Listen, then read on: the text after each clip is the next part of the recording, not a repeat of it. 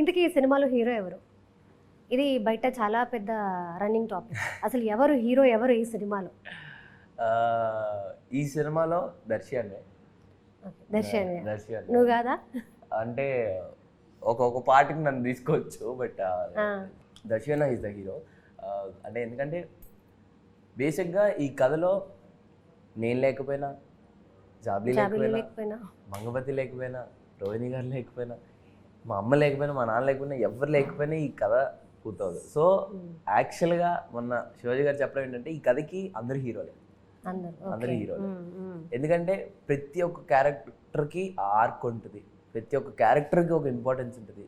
అసలు ఈ మన ఒక పెద్ద డైరెక్టర్ ఒకసారి అంటారు, అదే అంటే ఒక యాక్టర్ వెనకాల ఇంకో యాక్టర్ నించున్నా నా సినిమాలో చాలా నార్మల్గా అయితే నించాడు, వాడికి ఏదో ఒక ఇంపార్టెన్స్ ఉంది కాబట్టి నించుంటాడు. సో ఈ సినిమా కూడా ప్రతి ఒక్కళ్ళు ఇంపార్టెంట్ అక్క.